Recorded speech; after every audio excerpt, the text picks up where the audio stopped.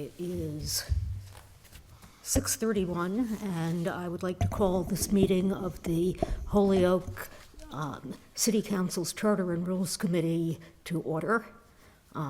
It is, what is it? It is Wednesday. Patricia Heaton. This is how to tell if your olive for oil God's is sake. fake. Did you hear about?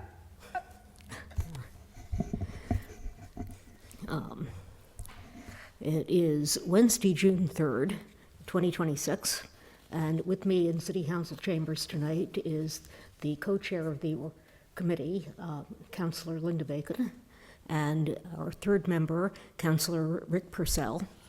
And I would entertain a motion to take item 1 off the table. So moved. Second. All in favor? Aye. Item number 1 is the minutes from the May 6th, 2026 meeting. Motion to receive. Second. All in favor? Aye. Motion to take. Motion to take up item 2. Second. All in favor? Aye. All right.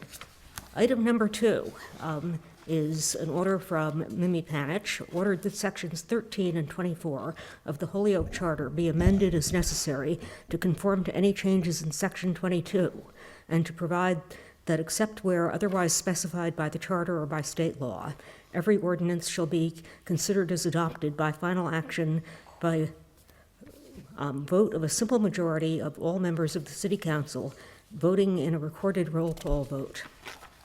And I believe we have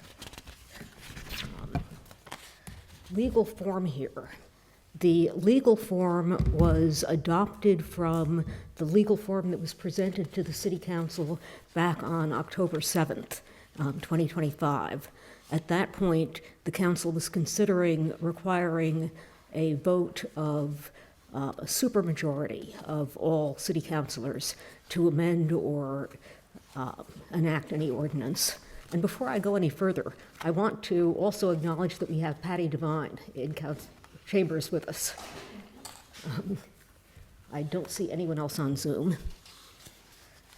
But I think we have discussed the idea of doing this, and we have continuing difference between Councilor Bacon and perhaps others on the council. We haven't brought this to the full council yet, about whether it is advisable or consistent with the existing charter to move this forward. My own position remains that it should be part of our charter, that it is implicit in the way it's structured now. I understand that it is implicit rather than explicit, but I think that at this point, if we make closing statements and vote on moving this forward, we've already discussed it extensively, and we can get it out of the jacket and see what the will of the council is. But having said that, anyone else have feelings about how to handle this? Councilor Bacon. Thank you. So I will speak in opposition to this. The city council largely voted not to put this into the charter in the last session, or whether you agreed with the numbers or not. It was said that we could deal with this through ordinance. And so it seems that we've been taking a lot of things out of the charter, so I don't see why now we would want to be putting this into the charter. I think it was defeated by a fairly large margin, and we've just taken steps to make it easier to change the ordinances. And this would then make it more difficult to change an ordinance that we just voted in, to make it 7 votes, because then it would bring it back up to 9. So, Yeah, no, I am not proposing that we go back up to 9. no. It would take 9 to change the charter. I'm sorry, how are you? If we put this language in the charter, if we ever wanted to change it again, we'd need 9 votes. Whereas the ordinance, we can change now by 7 votes. Well, yeah, my assumption is that we don't want to change the charter. We won't want to once we have done this. And the standard may be 9 votes for the charter, but enshrining in the charter the fact that we enact ordinances by 7 votes, a simple majority, brings it into consistency with both the general tradition of the state and the country and with our ordinances. And I think that we should have a genuine rule there and not just a floating, we don't really know, we haven't said anything about it. I think probably originally it was an oversight that it isn't there.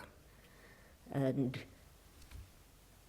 you know, just. Well, but- I thought we were doing closing statements, but I guess we're still Well- debating. That's okay. No, if we're doing. I can, Yeah, can no, I think I'm just still debate repeating if what you I've like. already said. Yeah. And I would take that as a closing statement. Okay. So with that said, I agree to amend it to the simple majority as stated in this rule right here. okay, well, motion to recommend that the change be adopted and send this to the full committee with, the full council with that recommendation. I'll make that motion. Okay, I'll second that motion. All in favor? Aye. Aye. No. All right.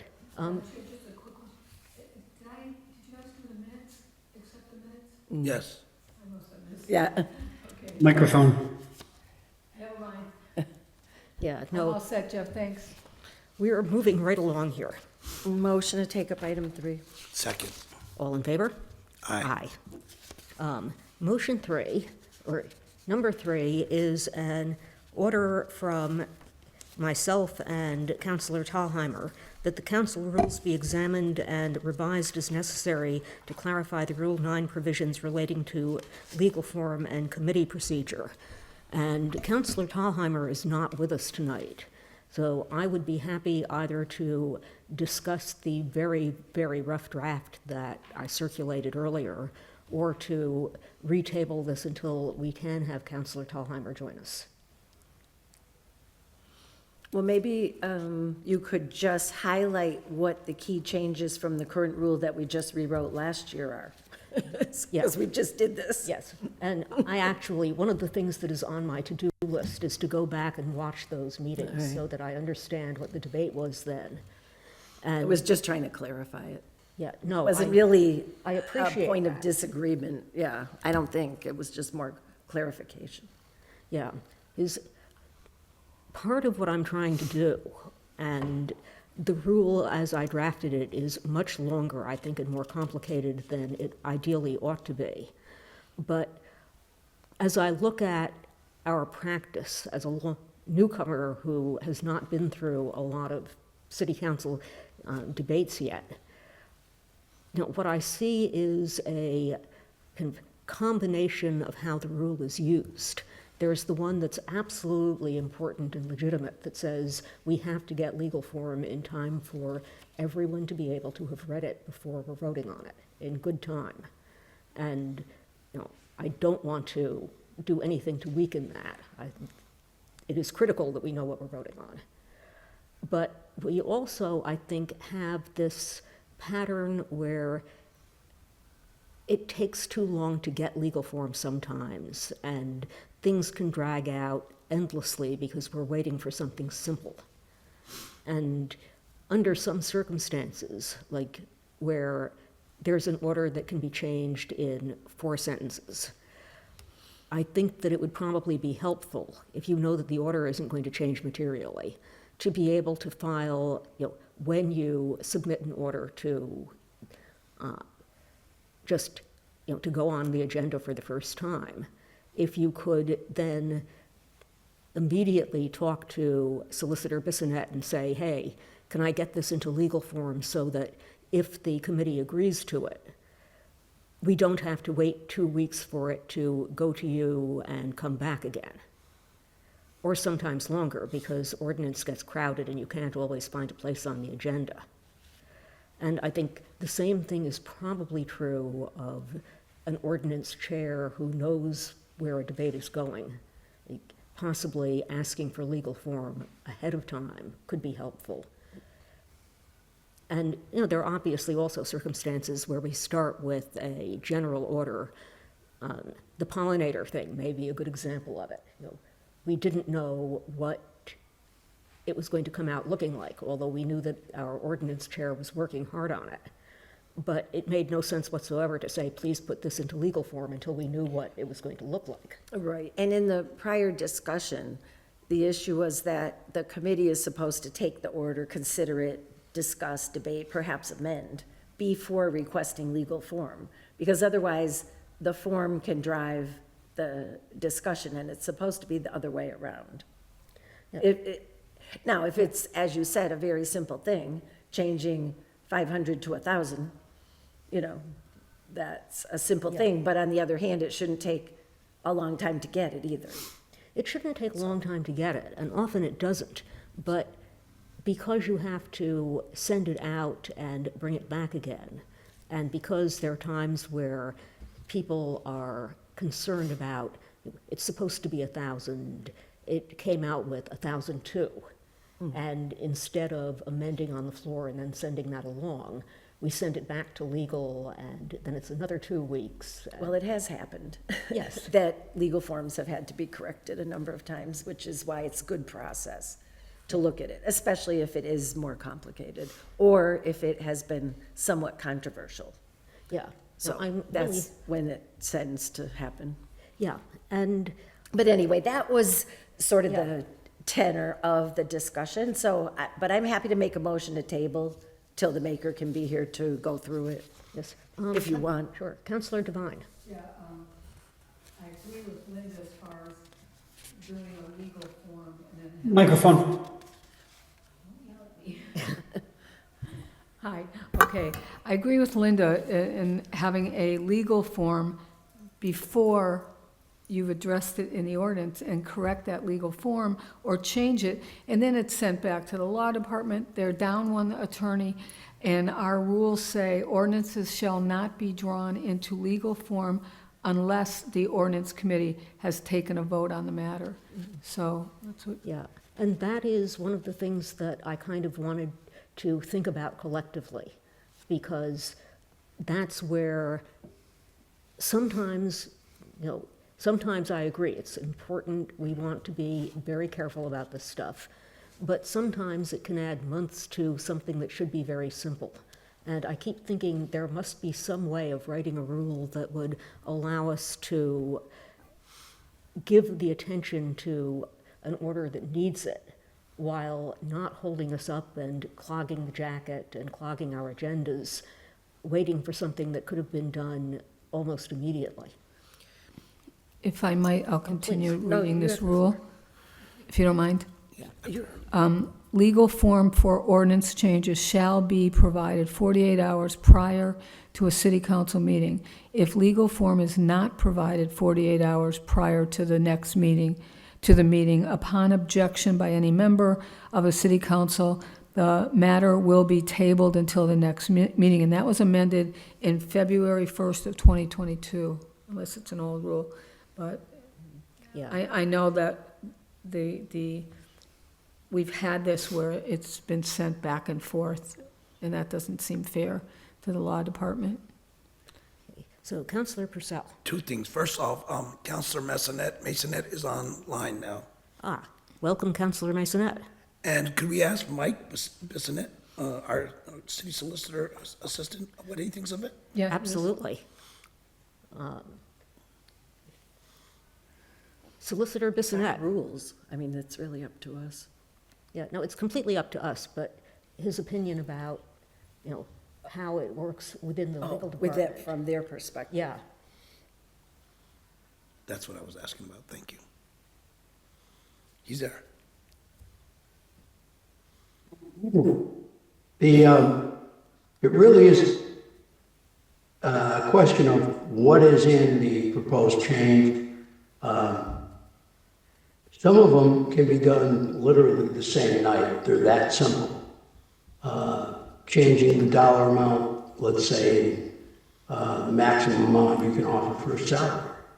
Those kinds of simple changes are different from having a more omnibus new ordinance put into effect. Most recently, I think the vacant properties ordinance probably was that type of scenario where it took a couple of times to go back and forth. So, I'd say horses for courses. In this case, maybe the council could, in its ordinance committee, could make a determination whether it can go directly to the council as a simple matter, or whether it needs to be brought back before the committee. And I think that could be done literally case-by-case basis. There probably isn't a need for ordinances relative to stop signs and that sort of traffic enforcement.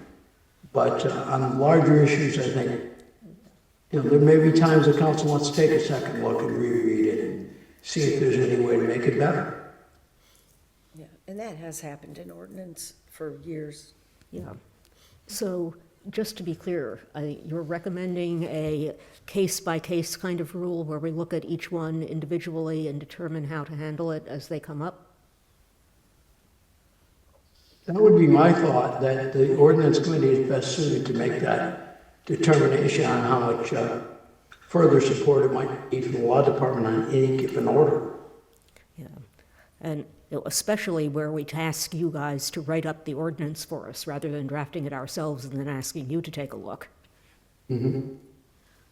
So, Councilor Purcell, it was your question. Back to you. Thank you. That answered the question.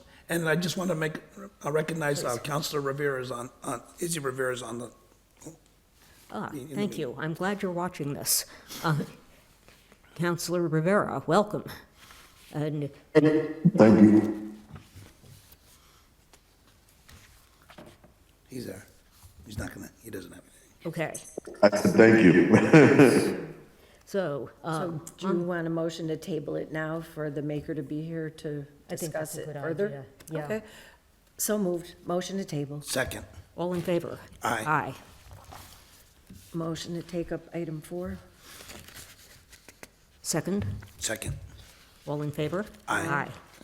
Item 4 is ordered that Council Rule 8L be amended to conform to the council's practice with respect to approval of amendments to said rules, and further ordered that the council take such measures as are necessary to affirm that rules amendments adopted in the past without strict compliance with Rule 8L as currently worded shall be deemed to have been validly adopted.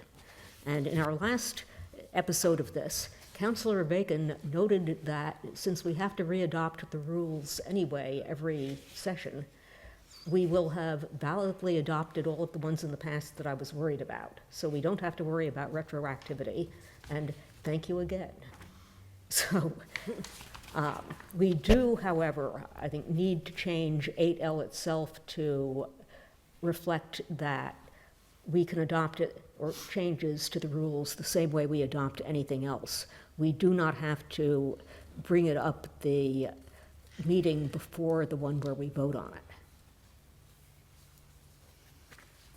it. So, if I may. Please. So it's at a preceding meeting instead of the preceding meeting, which means there's notice and opportunity to review it, Yeah. which I think is fine.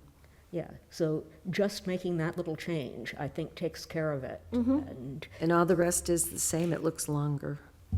Does look longer. yeah, well, you get a lawyer to write anything, it gets too long. Do we That's need my that fault. last sentence? What does it mean? The introduction and receipt of an order to repeal or amend a rule or standing order, the council, with or without its reference to committee, at any meeting preceding a vote by the council thereon shall be sufficient to constitute said notice. That makes it sound like you could just go into a meeting that night, put the change on the floor, and vote it through without going to committee. I don't think I like that. Preceding meeting, the notice in question, and this follows the footnote to a case that is cited somewhere in our list of, Well, I'm totally fine with the one that says giving notice and ends with therein. It's the additional sentence at the end that makes it sound like you could just walk into a meeting, propose a change to the rules, and vote it through, and that would be considered notice. at any meeting preceding a vote. You couldn't do it the same night. Because it doesn't say at a preceding meeting, it says preceding the vote.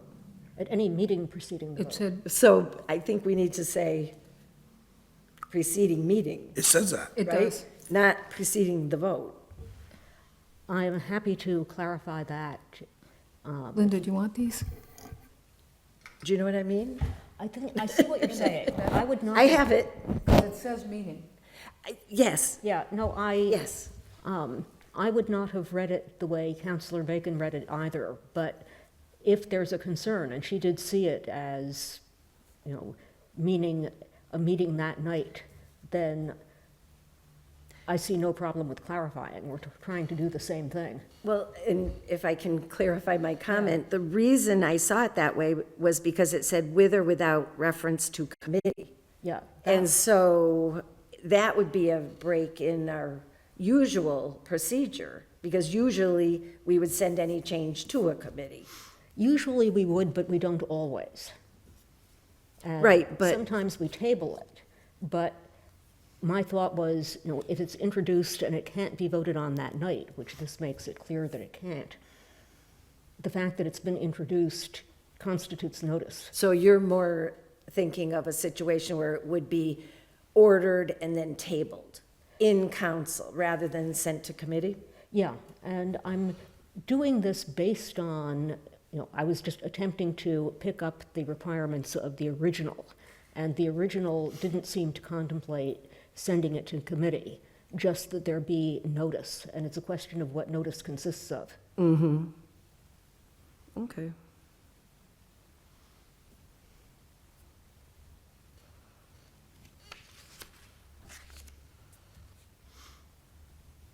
And, I don't think that the previous rule did require any reference to committee.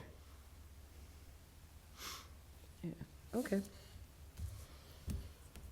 Okay, so, motion to adopt? I'll make a motion that we adopt it. Is there a second? Well, I'll second. All in favor? Aye. Aye. I guess I'm all right with it. I just think it's more confusing than it was.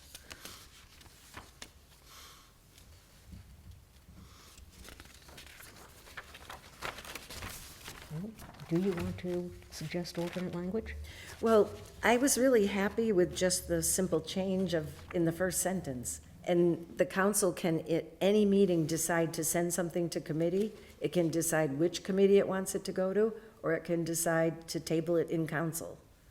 So just to make it for this, I just think is overstating, because we could do that with everything and anything, Yeah. under a suspension of rules,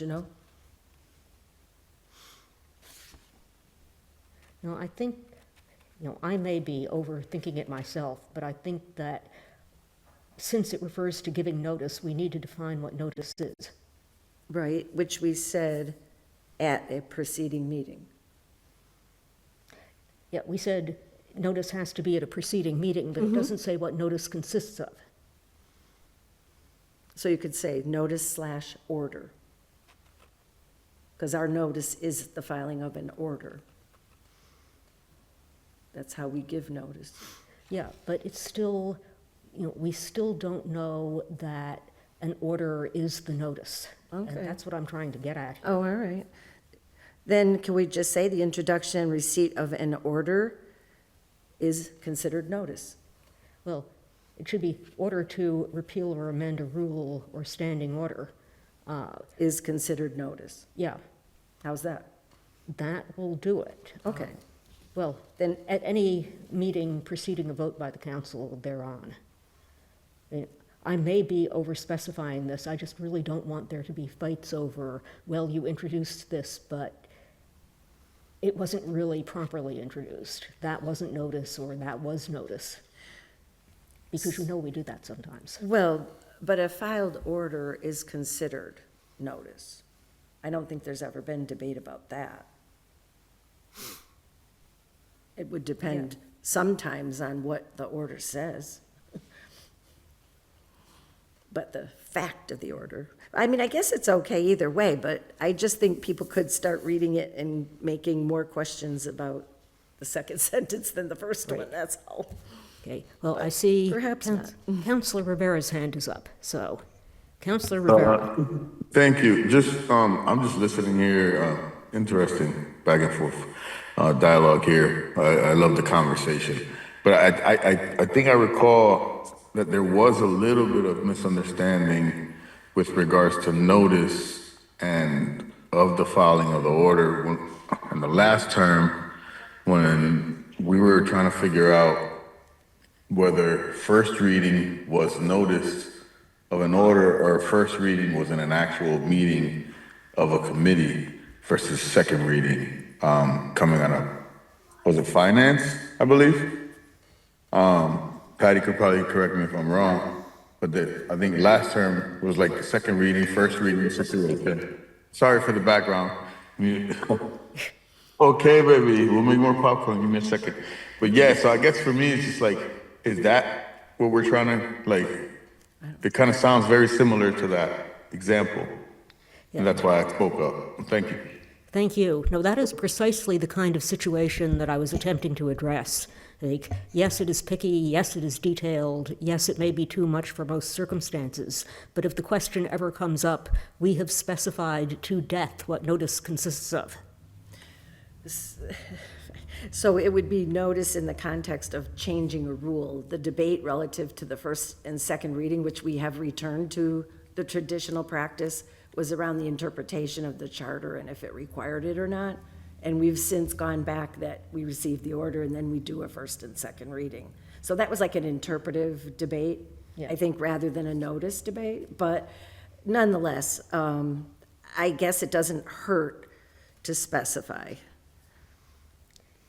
Okay, then I am suggesting we go back to the previous motion, and we had 2 yeses and 1 Well, I guess as long as it's not changing the practice, which I don't think it is. It's not It's intended just to. complicating it, I think, with so many words, but I like to keep things simple and brief if possible, but I don't think it hurts anything, so I will vote in favor of this. Okay, thank you. 3-0, and we're A motion Getting to that. take up item 5. Second. all in favor. Aye. Ah. Item 5, ordered that the Law Department and City Council review Section 22 of the Holyoke Charter to consider amendments to clarify its language and to examine whether provisions therein related to the $200 threshold for applicability and for voting procedure and threshold should be revised or eliminated. And I believe where we left this was both a conversation about whether we wanted to keep the $200 threshold or raise it to account for inflation, whether we wanted to just have the rule apply to everything, and whether there was any confusion we wanted to resolve over the procedure that calls for a 2/3 vote under some circumstances, but only a simple majority under others. And Councilor Bacon. Thank you, Madam Chair. I think we have analyzed and reanalyzed the language to understanding that if we're voting on something the same night, it's 2/3. And if we have a notice and an opportunity and a space between the filing of it and then the voting on it, it's a simple majority. So I think that has been resolved. I am warm, given the situation with economics, that $200 is not considered material in most situations, that we might amend it to $1,000 relative to these kind of expenditures. But otherwise, I think we should leave it as it is. Thank you. I concur. Councilor Purcell. I agree with both of you. Thank you. I'm supposed to just say yes, ma'am, and I do in this case. No, So- you're supposed to argue. I know. So if you like, I will make a motion that we amend Section 22 to change expenditures in excess of $200 to $1,000. I would second that. And that makes perfect sense to Rick Purcell, too. Thank you. So, all in favor? Aye. Aye. And is there a motion to send this to our city solicitor to be amended, or should we just make the amendment on the floor and send it to the city council? So this is going to have to become part of a home rule petition, right? Yeah, So we would have to have the language at city council. you're right. But I think it's simple change, so we could see it there. It's changing 200 to 1,000. Didn't we just discuss that? Yes, We just Yeah, discussed so that. it's simple. that. I'm just saying it again, that it's simple. Yeah. So that we should be able to have it a couple days before the meeting, and it should be okay. okay, I love it. Counselor Bissonnette, did you get that? Yes, that sounds fine. All right, I would just play devil's advocate here and question whether any dollar amount is actually necessary in that sentence. well, Are you saying now that no approval is necessary to spend under $1,000? yeah, the proposal is that we keep everything there and make the threshold 1,000 rather than the 200, which I actually think, given the date of the last amendment, does account for inflation. Going all the way back to the adoption of the charter isn't really accurate because it turns out that this was amended, not recently, but relatively recently. But, I have limited experience and I know it. And if more experienced members of the council suggest that we drop the dollar amount entirely and use this procedure to vote on everything, I'm not going to argue about it. I just, I am at this point deferring to Councillor Bacon's wisdom and experience. So if, To finish the loop on my thought, I cannot recall a time in either city, Chicopee or Hoyoke, where this is coming to play. Is there anything that the council doesn't vote on that's an expenditure?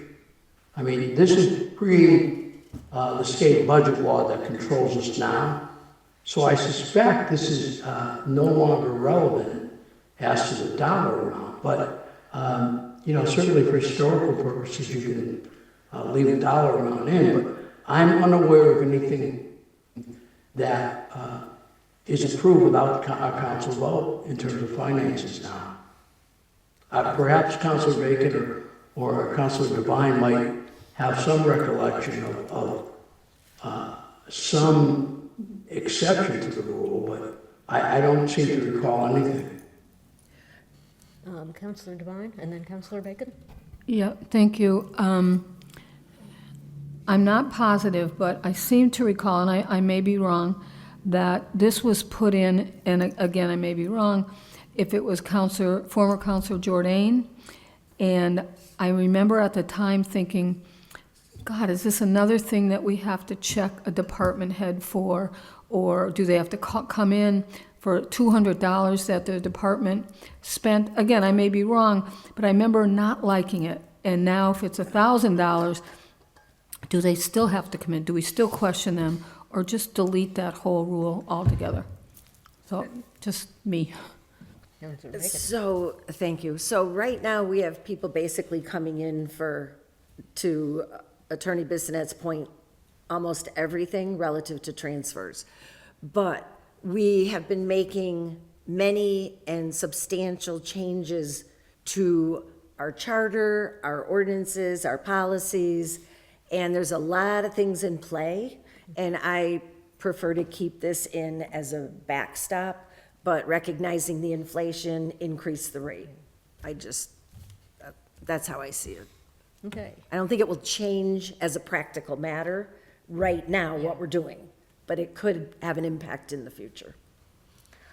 okay, so we are back to, I think we actually moved this and voted on it. We voted 3-0 to change Yeah. the language, and now I think we have to vote to send it to legal, to Yeah. ask them to have it ready for the city council meeting, right? That will be my I think- motion.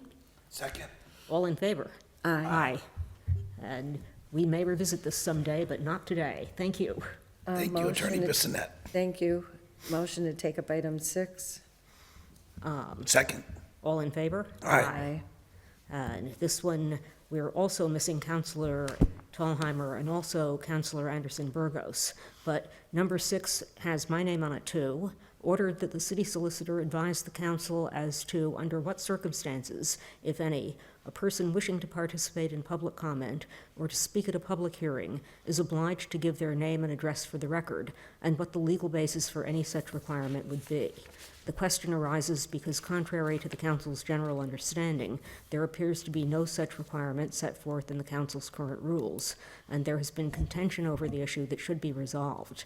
And I believe that where we have left this one is that it actually, we have the advice, we have been operating under the new procedure, and I would say the motion has, or the order has been complied with.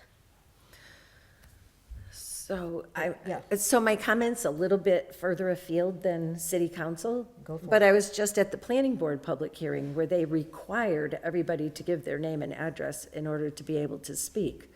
So I do think we should have some consistency from Yeah. body to body. We're all public bodies. But my other concern is that we have, our public speak is for residents of the city, unless we suspend our rules to let people who are not residents speak.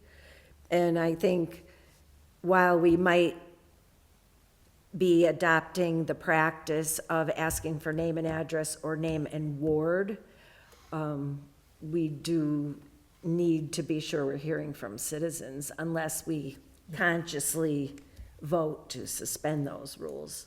So, Yeah. but what did the order actually say? Advise. Yeah.